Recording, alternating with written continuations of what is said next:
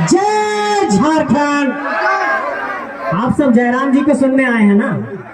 एक अनुशासन का परिचय दीजिए कि आराम से अच्छे तरीके से बैठ जाइए और व्यवस्थित तरीके से बैठिए, तब कार्यक्रम को चलाने में भी जितने भी यहाँ पे आयोजन करता है, जो लोग इतना मेहनत किए हैं, उनका मेहनत जो है वो पूरा हो पाएगा।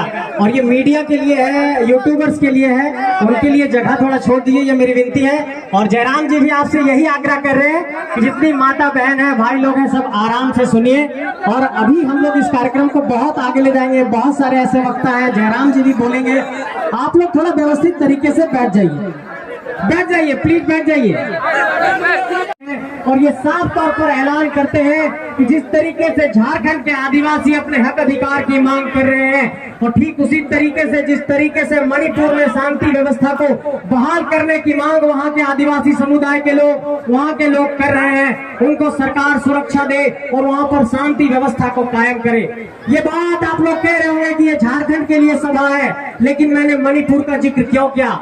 मेरे साथियों, हम लोग यहाँ से पूरे देश को एक संदेश दे रहे हैं कि झारखंड के मूलवासी और आदिवासी जाग गए हैं, और झारखंड के तमाम इलाकों में ये जो आंदोलन चल रहा है, इसने सिर्फ झारखंड का ही रहा है, पूरे दुनिया को एक संदेश दिया है कि झारखंड के 20-30 साल के नौजवान पूरे झारखंड में आंदोलन करके यहाँ की धरती को हिला दिए हैं और यहाँ की सत्ता को हिला दिए हैं। लेकिन मैं ये कहना चाहता हूँ मेरे साथियों, आप लोगों को कुछ बिंदुओं पर गौर करना होगा। जिन बिंदुओं पर हम लोग लड़ाई लड़ रहे हैं, उन बिंदुओं पर आप लोगों पर बारी बारी से एक बात कहना चाहता हूँ कि जिस तरीके से झारखंड में स्थानीय नीति की मांग हम लोगों ने 1932 के आधार पर की है, और आपको याद होगा कि यहाँ पर एक विधेयक का ड्राफ्ट तैयार होकर राज्यपाल के पास भी गया था, लेकिन राज्यपाल ने उसे वापस कर दिया।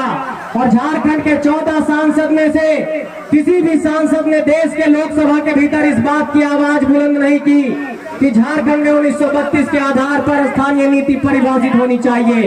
इसका मतलब इस बात पर भी आपको चिंता करना होगा कि जब हमारा विधेयक बनकर के राज्यपाल के पास जाता है, जब 9वीं अनुसूची में हमारे विधेयक को शामिल करने की बात आती है, तो केंद्र सरकार उसे शामिल नहीं करती है। इसका मतलब जितना दोषी यहाँ पर सरकार है, उतना ही दोषी केंद्र की भी सरकार है। किसी एक को दोष नहीं, दोनों के दोष पर हम लोगों का पर्दा हटाना होगा। साथियों, एक बात और आप सबसे कहना चाहते हैं कि ये तो हमारा स्थानीय नीति का बात हुआ, लेकिन हम ये कहना चाहते हैं यहाँ से कि जब नियोजन नीति बनती है तो न्यायालय भी उसे रद्द कर देता है।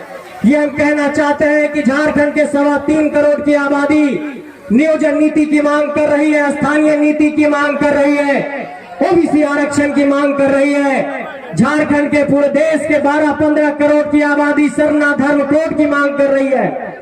लेकिन इन सारे बिंदुओं पर आप गौर करेंगे तो सरना धर्म कोड का जो विधेयक था केंद्र में गया, रुक गया। ओबीसी का आरक्षण गया राज्यपाल के पास, राज्यपाल ने वापस कर दिया। 1932 का खतियान गया राज्यपाल के पास, राज्यपाल ने वापस कर दिया। नियोजन नीति गया हाईकोर्ट ने रद्द कर दिया। इसका मतलब चाहे न्यायपालिका हो, चाहे सरकार हो, चाहे केंद्र सरकार हो, सभी झारखंडियों के हक को मार रहे हैं, और इन सबके खिलाफ आवाज बुलंद करना होगा, तब हमारी लड़ाई कामयाब होगी। और एक बात और कहना चाहते हैं, इन तालियों की गड़गड़ाहट के बीच एक बात का ऐलान करना चाहते हैं कि आवाज अब नहीं रुकेगी। ये आवाज झारखंड के 32,627 गांवों तक पहुंच गई है। ये इनकलाब अब नहीं रुकेगा। ये एक नए इनकलाब की आवाज है। ये झारखंड की धरती को जगाने की आवाज है। ये आवाज अब रुकने वाली नहीं है। लेकिन इस निरसा के धरती से एक बात का यहाँ पर आप लोगों को संदेश देना चाहते हैं कि आपको इस पहलू पर गौर करना होगा कि झारखंड के 81 विधानसभा सीटों पर, 14 लोकसभा के सीटों पर झारखंडी माटी के विधायक और सांसद बनाने के लिए आपको संकल्प लेना होगा। और जब तक ये संकल्प नहीं दोहराएंगे, ये धरती पर परिवर्तन नहीं होगा। मेरे साथियों, आप सबसे ये कहना चाहते हैं कि अगर यही धनबाद की धरती पर गौर करते हैं तो यहाँ के सांसद झारखंडी माटी से नहीं है। बगल में हजारीबाग की धरती है, वहाँ के सांसद बक्सर से है। उसके बगल जाकर के चतरा में देखिए, वहाँ के सांसद भी झारखंडी माटी से नहीं है। चतरा के बगल में पलामू जाते हैं, वहाँ के सांसद भी झारखंडी माटी से नहीं है। पलामू से रांची आते हैं तो वहाँ के सांसद राजस्थान से हैं, और जाते हैं संथाल परगना के गोड्डा में तो वहाँ के सांसद आपको बहुत भागलपुर दूर से नजर आते हैं। मैं ये सवाल पूछना चाहता हूँ कि क्या ये झारखंडी माटी हमारी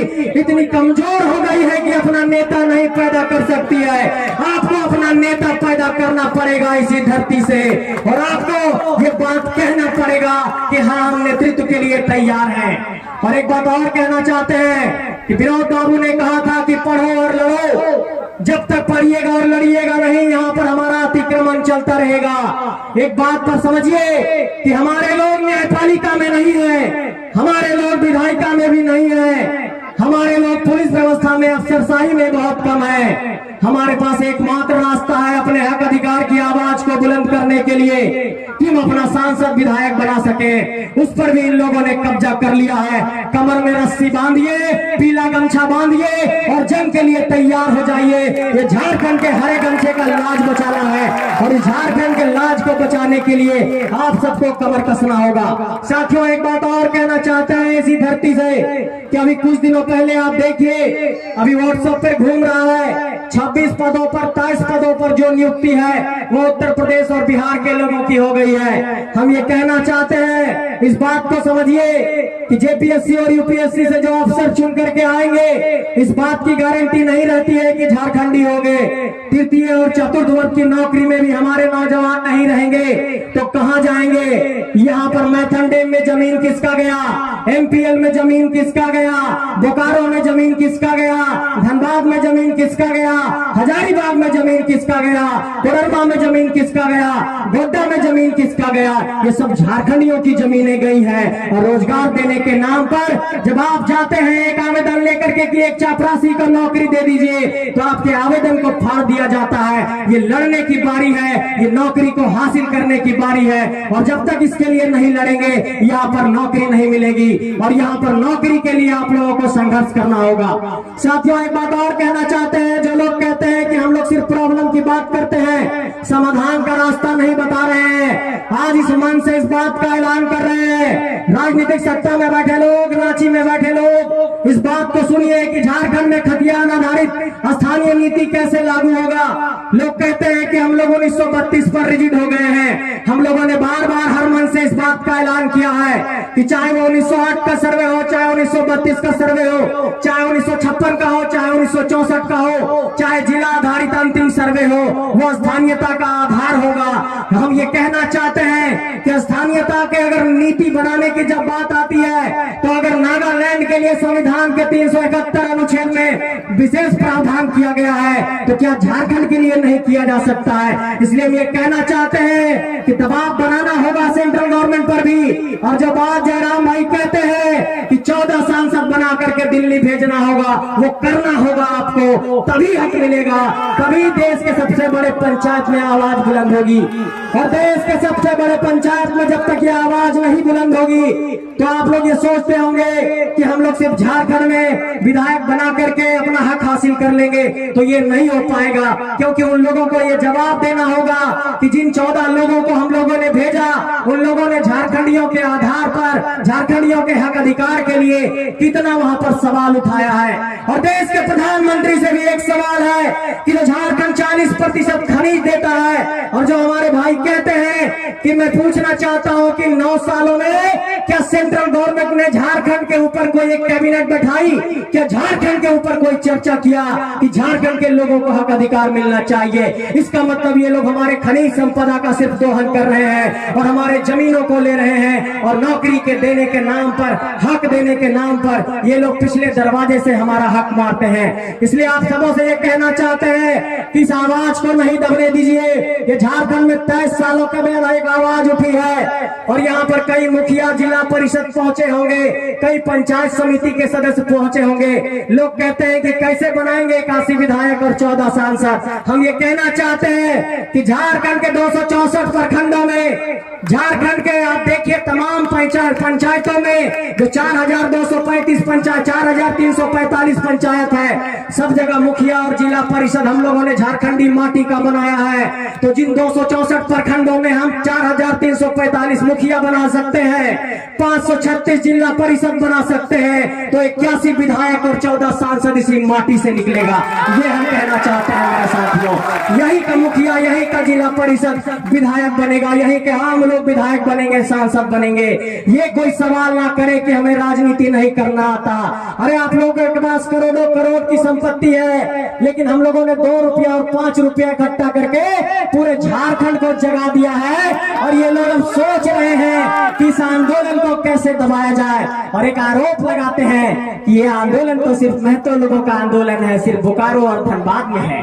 संजय मेहता कैसे आ गया, कृष्णा यादव कैसे आ गए, फरजान भाई कैसे आ गए, मनोज यादव कैसे आए, ऐसे जो तमाम लोग यहाँ पर हैं वो लोग कैसे पहुंचे इस आंदोलन में। यह आंदोलन पूरे झारखंडियों का आंदोलन है। जो लोग ये आरोप लगाते हैं कि ये किसी जाति का आंदोलन है, वो हमसे डर गए हैं। और उनको हम ये बताना चाहते हैं कि ये झारखंड में नए इनकलाब की आवाज है, और ये इनकलाब की आवाज अब नहीं रुकेगी।